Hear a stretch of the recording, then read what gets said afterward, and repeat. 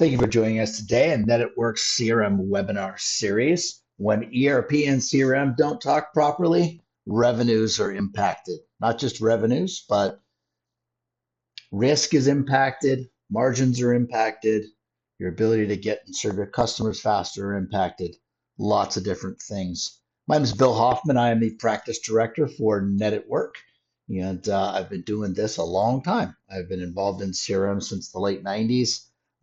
When it was contact management, our electronic Rolodex.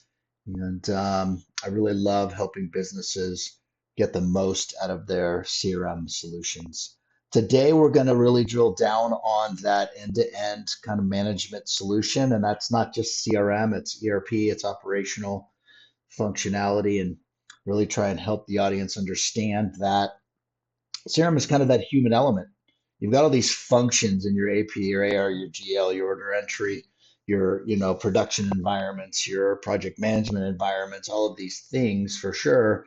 But the glue that holds it together, or can or should hold it together, is how you interact. It's phone calls, it's documents going back and forth, it's emails, it's how we interact internally via chat or messaging systems, and how that's associated to all of those functions. We're going to get into that quite a bit today and hopefully give you as many specifics. Like I said, I've been doing this for quite some time.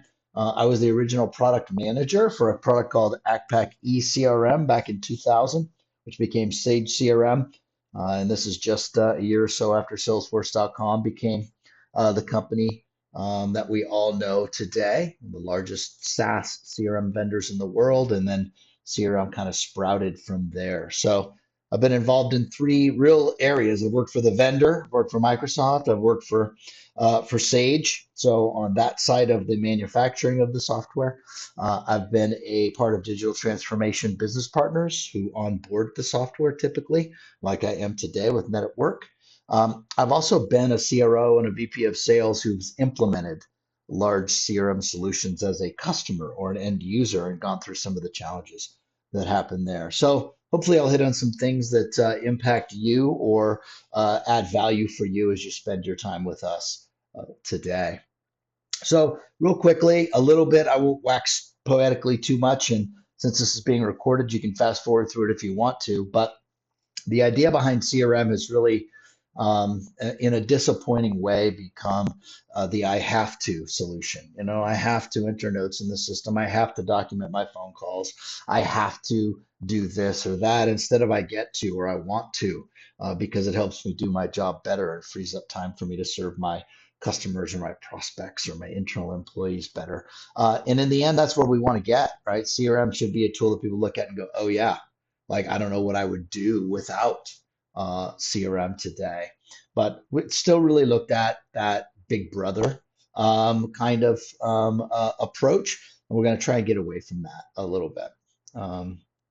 Also, because Salesforce.com was that first big solution for CRM, it became synonymous with what CRM is. CRM is not just Salesforce automation, right? It's so much more.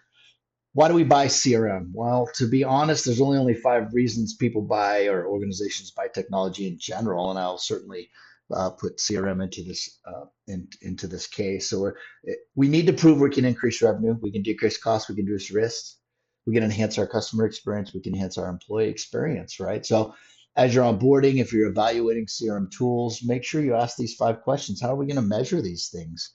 Because it's not going to be an insignificant investment. CRM isn't just about a name, address, and phone number and making a phone call. It is so much more. And ask your business partner or your internal IT team that is deploying the software for you, how are we going to track these things? How are we going to know that we're getting 6x return on our investment or whatever that goal is that you set forward for that? Okay.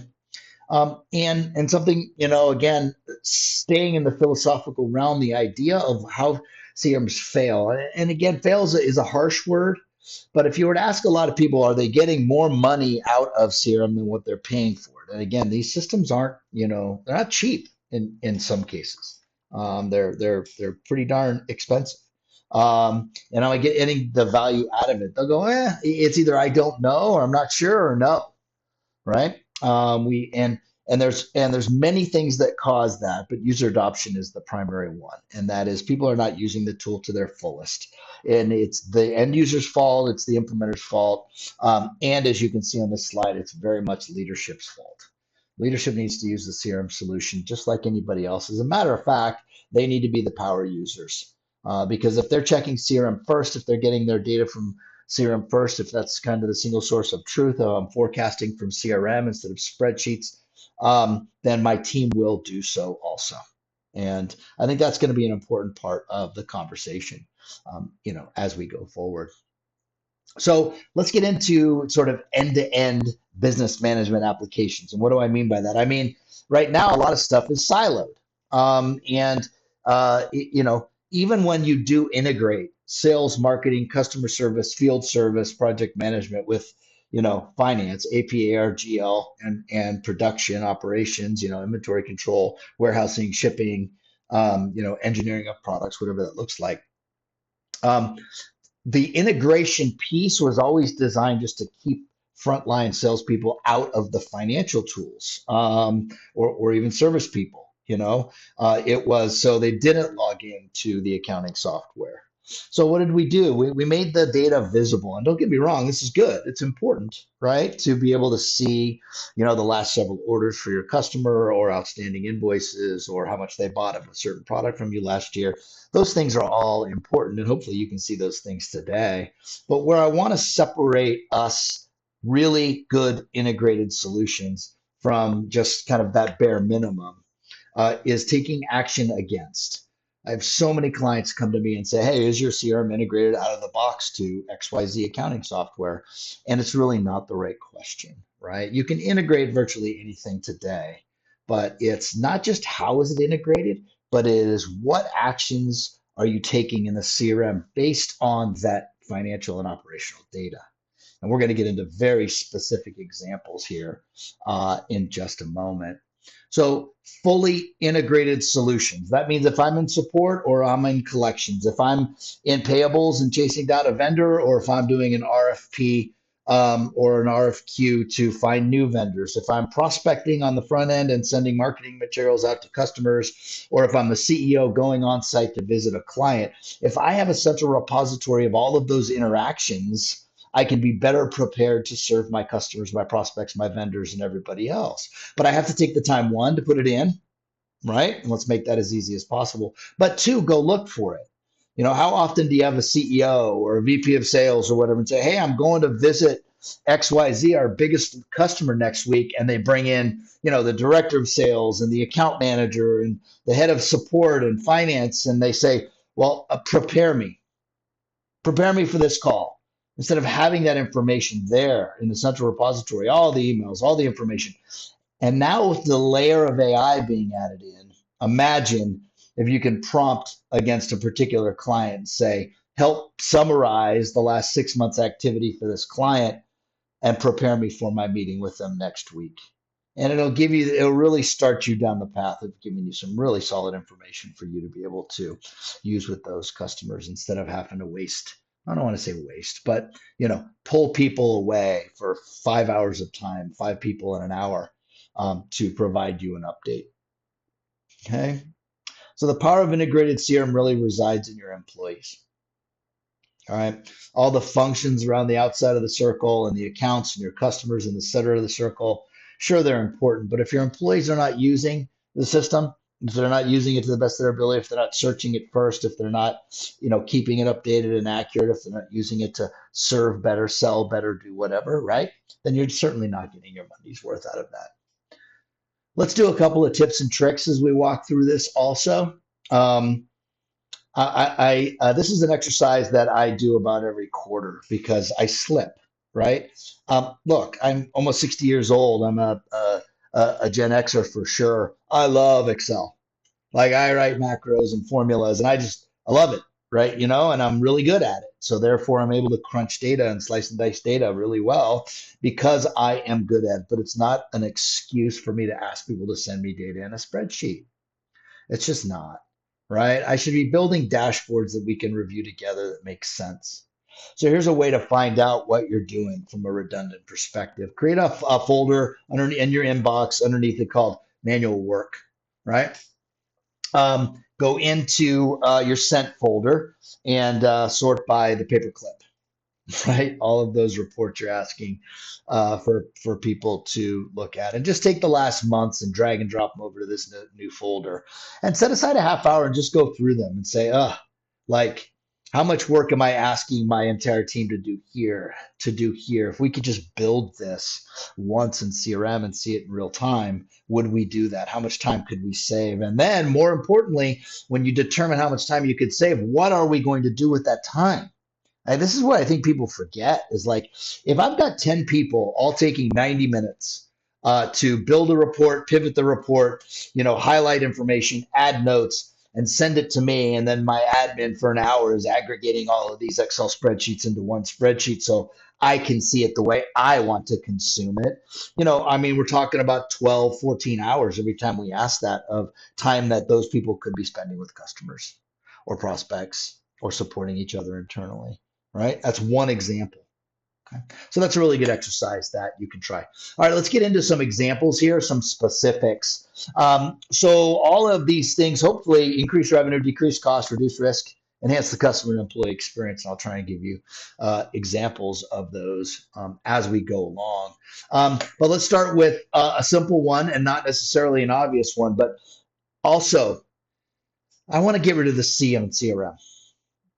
Right? To me, it's relationship management. This isn't just about customers. It's about prospects, it's about vendors, it's about internal employees, right? Customer relationship management has become the acronym, has become the moniker. But in my world, it's not a good description of actually what it does. It brings all departments together with everybody we interact with inside and outside the building.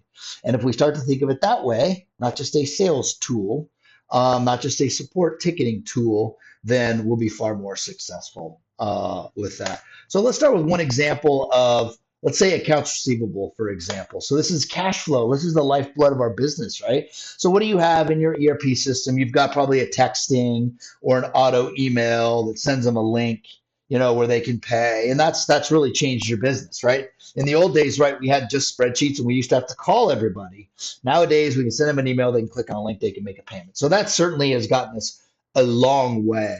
But most or many of the businesses that I've ever worked with, the salespeople are deeply involved in the collections process. Why? Because businesses don't always pay sales reps commission until the customer's paid.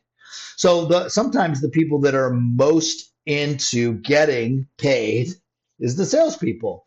So why don't we just set an automatic phone call on a customer?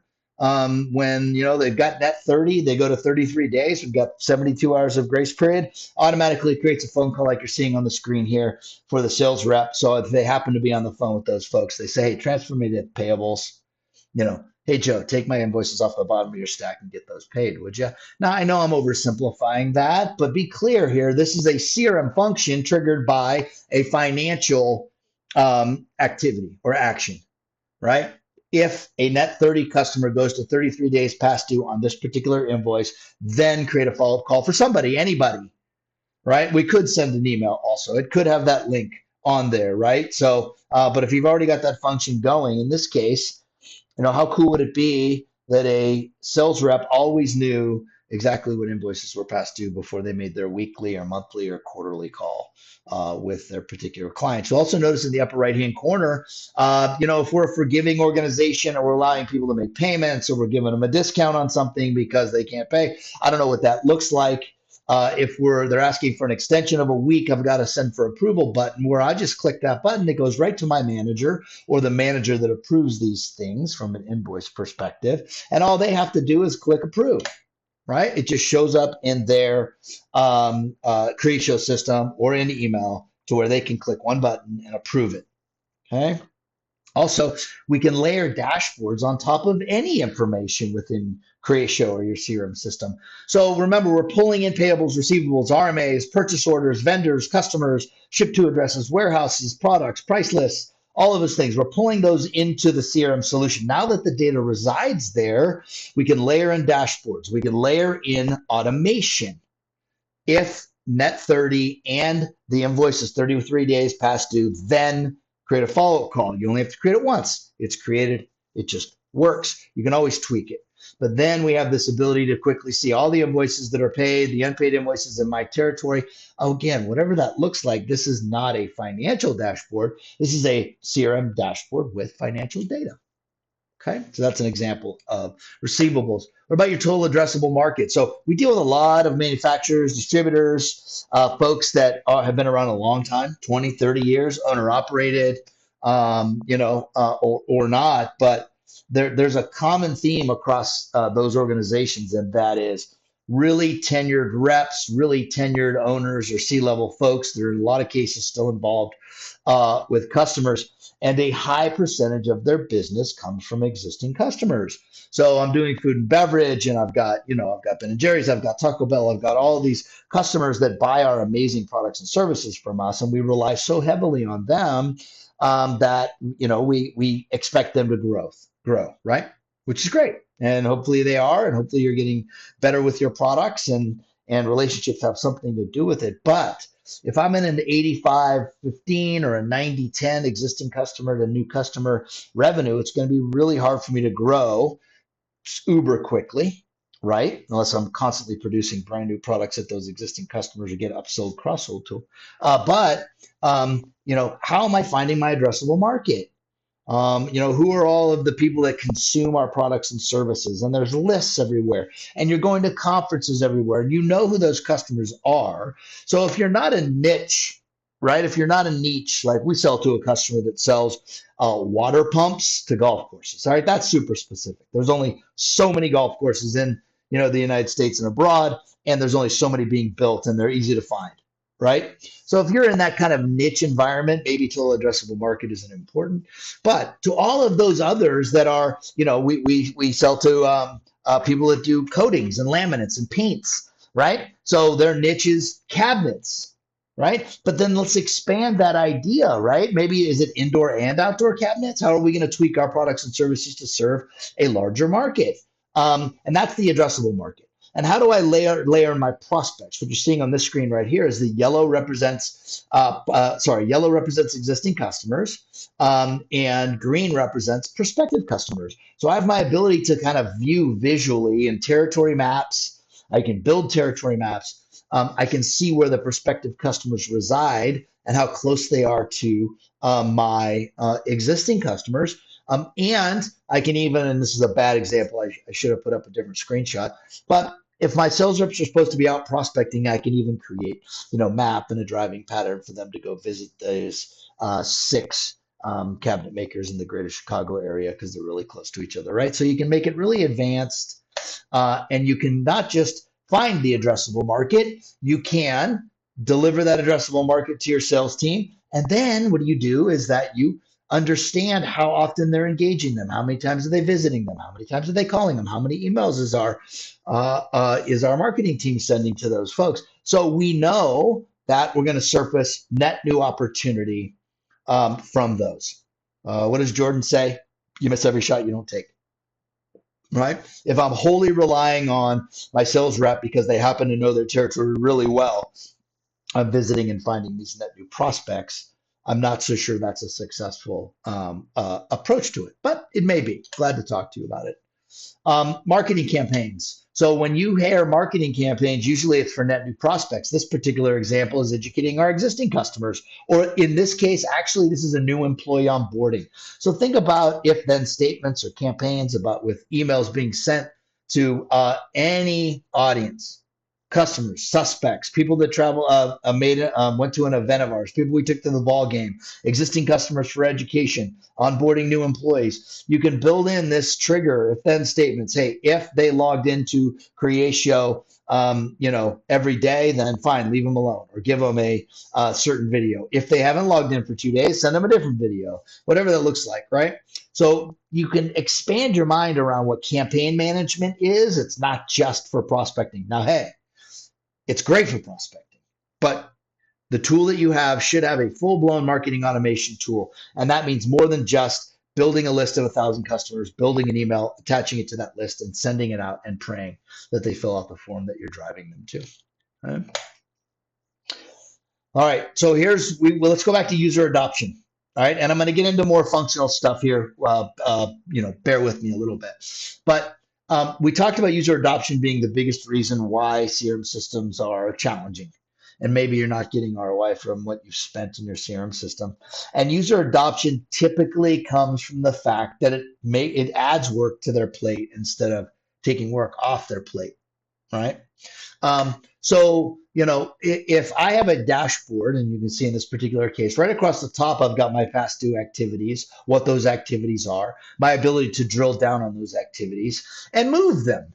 I want to be clear, right? As an end user, I have to take some ownership of this. If I set up follow-up calls for me to do today, Monday, I set up 25 so I can be reasonable. Like I don't want to overwhelm myself. And I only get to 20 of them. Shame on me if I leave those 5 there to just fade off into the wind, right? I put them there. They were important enough for me to call. So therefore I need to move them to a future date that makes sense for me such that I can get it all done. Now, 25 isn't a lot of calls for a sales rep, right? Or a support rep or whatever it looks like. Why do I use that number? I use that number because we always have unexpected stuff in the day. So don't set yourself up for failure. But do I have a tool that's giving me this? Or am I using Outlook to follow up with my emails? If they're in my inbox, I still have to respond. Wow. Right? That's really hard because you've got email here, you've got phone here, and you've got your tasks that you have to do, over here. And they're all in separate places. Why not centralize them, right? Just below the past due activities, you can see your future activities. Why is that important? For what I just said, don't give yourself more than 25 things to do because you're going to need a couple hours to do the unexpected stuff. But at the end of the day, if you take 20 minutes and you move everything forward, stuff will stop falling through the cracks. And you will be so surprised when one of those folks that you would have never called before actually turns into a real prospect or a sale or somebody you can serve or somebody you can support. Okay, hugely important. So let's go back to my original point, simplifying tasks. So I know I have these tasks. I know I set them up for the day. I know I am going to make sure and get them done, right? So I've got a layer or another dashboard over that data. How many total activities I've got? Well, Bill, 389 activities is impossible. Well, remember that could go out over 6 months, right? We can only do so much. If you have 200 accounts in your territory and you're responsible for upselling and cross-selling those, and you've got 50 leads in your territory, you should have 250 activities set up sometime. Or what you're saying is certain people are not important enough to engage. Okay? Now 250 spread out over 6 months. What's that? 25 each? Right? Oh, that's not even close, right? 40 each, 42 each. Okay? That's a month. Right? 22 days in a month, that's 2 activities. So you get it. The math works. I don't have time to engage all of my accounts. It's never really flown with me personally because I'm not asking you to do anything other than send out a really intelligent, smart, educational email or LinkedIn message or give somebody a call and, see how their quarter went. Right? That's the most important thing. So, why don't users use CRM systems traditionally? So I've got a phone call. Boom, it pops up on my screen, right? I got their voicemail. All I have to do is type in left voicemail, okay? Right there. And then what do? And I hit save. Now, typically, most CRM systems would make me go in, hit new, bring up another phone call, and I'd have to fill in all the information. Well, not if you've got a tool that's really in tune to what your end users need. It automatically pops up a follow-up call. All you have to do is select the date that you want to call back, right? And hit save. Okay, so now in 2 clicks, I not only completed one phone call with a little note, but I set a follow-up phone call. And I should have a follow-up phone call 100% of the time unless I have deemed that client, that prospective customer or customer will never do business with us again. Okay. Task management, simplification, user adoption is critical for these components. What about complaint management? Where are we tracking this? So it could be traditional technical support. In this particular case, I got an email from a client that says, hey, my package showed up damaged. Thought this photo was funny of a storage unit with all that stuff thrown in it. But anyway, you get the idea. They just sent it into our support email address. And what did it do? It automatically created a support ticket, right, or a complaint from that particular email address or customer associated to it, and then it routed it to a person in our business, whether that's a technical support person, whether that's a service person, whether that's the account manager. You would decide depending on the content. If we want to queue it, if we want to throw it into a big queue and let people choose it, that's fine too. The whole point is that as soon as they sent it in, it created a follow-up. It could have responded with an email that said, hey, we got your issue. Somebody, Joe Smith, is looking at it right away. You can expect a call back in 2 hours, whatever our SLAs are, right? And I'm tracking all of those interactions. I'm tracking when it started, when it got completed. I'm tracking what kind of consistent complaints that we're getting about our products and services so we can spend some time fixing them. And then, like everything else I've shown you, we're layering in dashboards over the top of our data that shows us how many overdue support cases do we have, how many did we resolve first time, how many are coming in from certain channels, how many are coming in for certain customers, who's our best rep at resolving these particular support cases. So remember, tech support, knowledge, product complaints, what about product enhancements? All of these things are case management and ticketing management components that reside in your CRM system. So again, what I'm saying, you understanding where I'm going with this central repository of information, not just a tool that fixes a top of funnel or a sales funnel pipeline problem. Okay.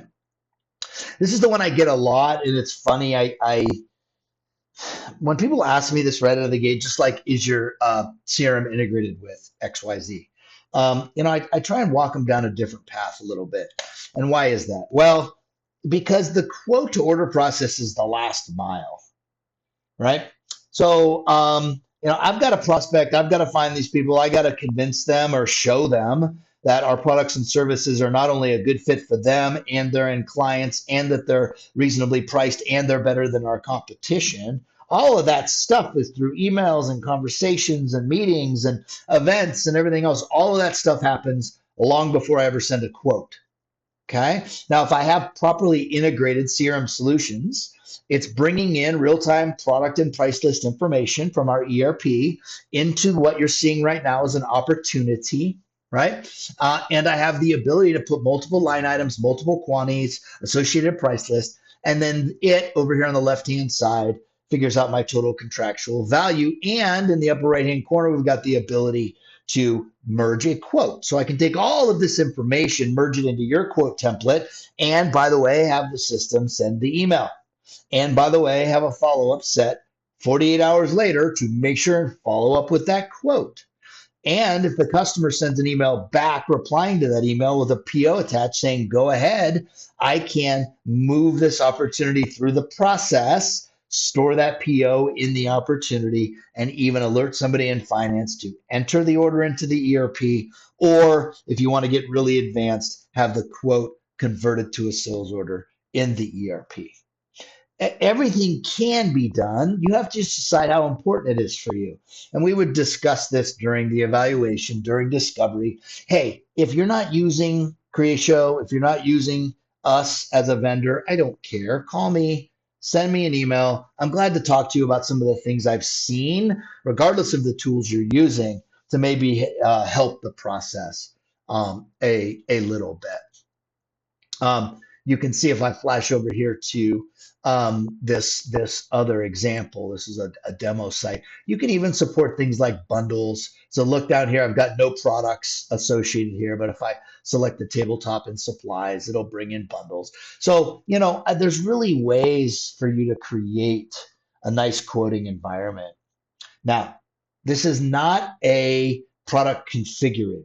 So if you're building a Dell laptop and they're choosing 29 components and everything else, that's not what this is. But for really good forecasting, I'm not sure you need that level, right? You need the end result of what your CPQ tool created for you. And that is just another tool that would be integrated, isn't it? If you do build to order stuff and everything's very unique, that can also be integrated into your CRM, and we've done that. Okay. Hey, wait a minute. Before I actually process that quote or send that quote, do I want to check and see inventory on hand? whether that's by product, whether that's by warehouse, whatever that looks like. All of that information is now, you can see, dashboarded. I don't, it's not that I drill down to a list view every time. If this is important for our sales reps to look at every time before they process a quote, then make it available via a dashboard and make it easy for them to be able to, find that information. And like I said, you can just create quick quotes that can be automatically sent out via email or edited by the salesperson before they push send. And that information is all stored right there, back and forth in that opportunity associated to that account, so everybody in the business can see it if they need to. Okay. Product design and road mapping. Okay. So this is more of a task management or project management tool. So if you make blueberry muffins and your customer wants a very specific, certain sweetness, certain size, certain number of blueberry muffins. I mean, honestly, before I came to Network, I did not do a lot of work in the manufacturing, food and beverage sector, and we have quite a few clients that are in that area. And it's more chemistry than it is baking. I kind of thought it was flour, sugar, water, eggs, and some blueberries. Well, when you're building them for millions and you're building them to a specific 3.5 ounces, so the packaging is specific and the price margin is specific to a certain client, then it's chemistry, right? So there's some complexity. So your ability to build these multi-layered tasks, to assign multiple resources, to have prerequisites for tasks within projects. So a customer, existing customer makes a request for you to build something. A new laminate, a new chemical, a new motor, a new electronic, a new blueberry muffin, right? Whatever that looks like in your space or your world, it can automatically kick off a project. It can automatically create those line items that need to be fulfilled to build that product, right? And it can get everybody involved, not just the engineers to design it, but the finance people to price it. You've got a lot of things going on that you do. And then once I complete my task, you can see in the upper left-hand corner, it's actually tracking how far along the project is, who's got their stuff done, who's late. It can do reminders on tasks that were past due, et cetera, et cetera, et cetera. So CRM is so much more than Salesforce automation.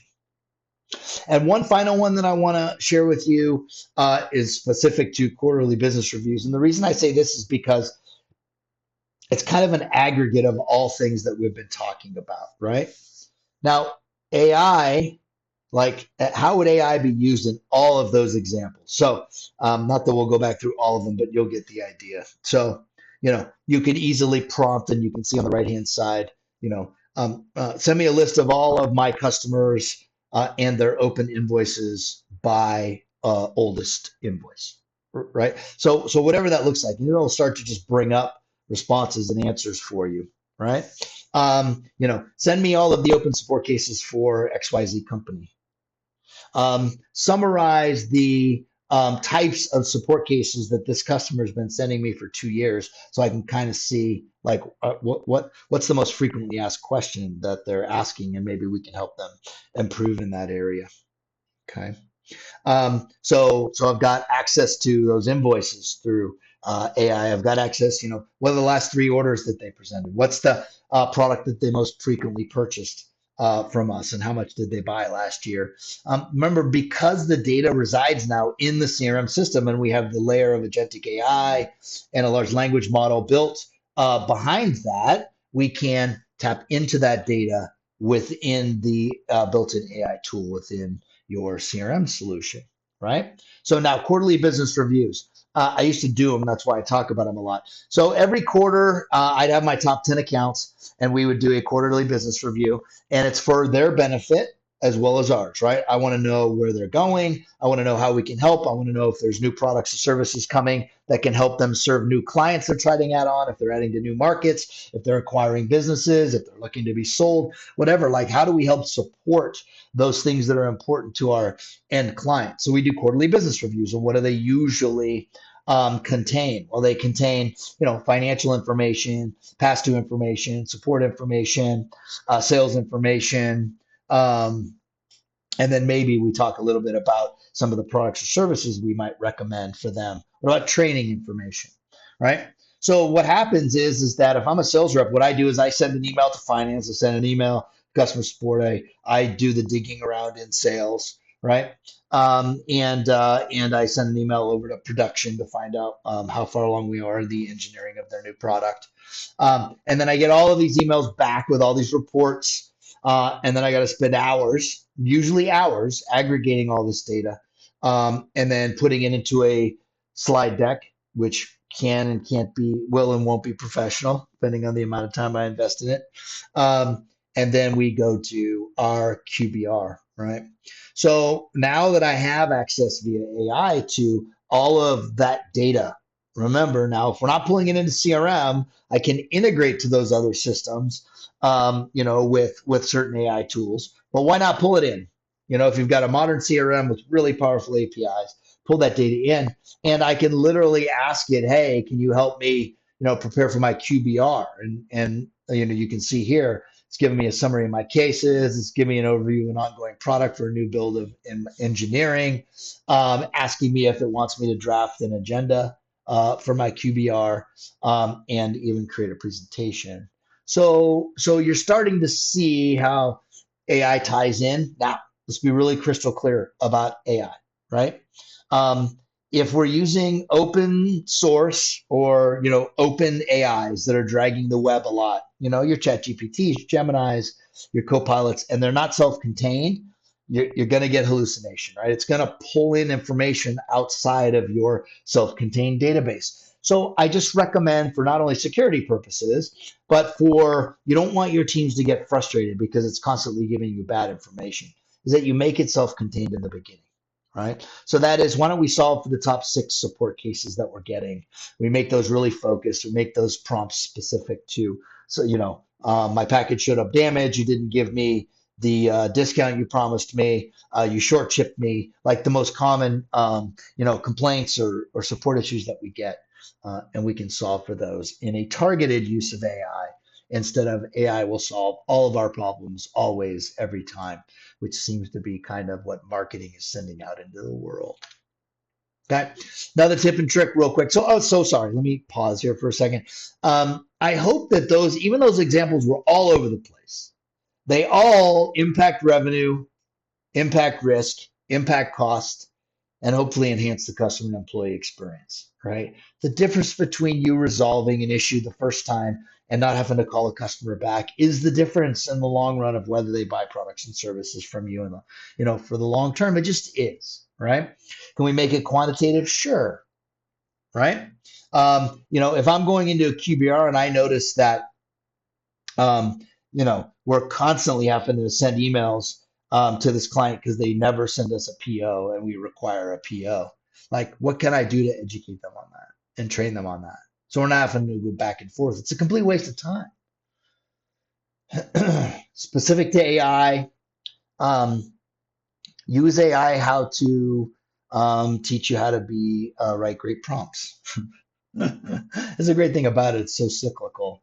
I asked ChatGPT or I asked Claude to teach me how to write a prompt to accomplish this. It spits out one, I put it in another, and I say, improve this prompt. It does, and then I put it in and I get my results. So it does, sure, it takes me 4 minutes, but this is solving for stuff that used to take me hours and hours and hours, or I would just never do, right?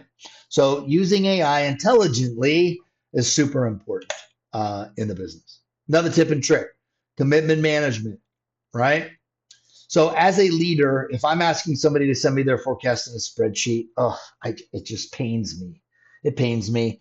And usually it's because I, meaning the person requesting it, prefer it because I'm a Excel wizard, which I shared with you before, and I can slice and dice it and everything else. But that's not a greater good question. That is asking somebody literally to export data that's probably already in the CRM system and send it to you in email. So, and when your employees, cross-functional or your specific employees, ask you questions about something and the answer is in CRM, don't answer it. And I don't mean be a jerk about it.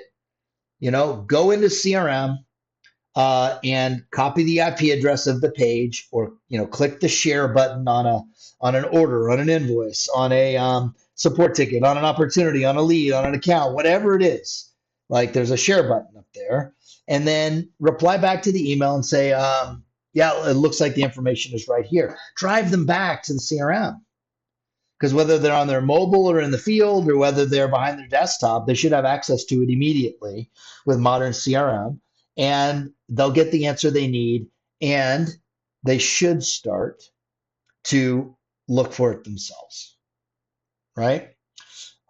Especially salespeople are especially bad at abusing support folks. The customer service team is so kind and so helpful, and we're so nice, and they help us. So what do? We teams them, we send them emails, or we call them to answer questions that we can damn well find out ourselves just as quickly. And what is it doing? Imagine it's not just me. Imagine it's a dozen salespeople, and it's one particular rep. She's amazing at it, or he's amazing at it, and they get basically abused times 12. And what could they be doing with their time? You know, I think we should all ask ourselves that. Okay. We talked about this end of day planning. Take 20 minutes at the end of every day to set your next day up for success. Your brain will retain and start to work on stuff in the middle of the night. It's crazy. And you'll wake up knowing more about your first meeting than you anticipated. And I'm not talking about studying, just talking about look at your calendar. Look at the number of phone calls you have tomorrow. Glance through them real quick. It's pretty crazy what you can accomplish. Uh, let's see. I think I skipped over a few here. Wow, very good. So, we support a tool called Creatio. We love it. We decided to focus our time on the Creatio product. We do integrations with many ERP systems. Network has over 6,500 clients across Sage, Sage X3, Sage 100, Sage 300, Sage 500, Acumatica, Sage Intact, NetSuite. We support many, many, many, many clients on all of those ERP systems. I am love CRM. I know how it can help your business. Glad to talk with you about it. Like I said, even if you're not a network customer, even if you're not using Creatio, if you're using a different CRM solution, it can help your business. And if you're stumped or not sure, or you're having bad user adoption, I'm glad to talk about it. Well, I want to thank you for your time. Hopefully this was valuable for you, and I hope to hear from some of you soon. Have a great day.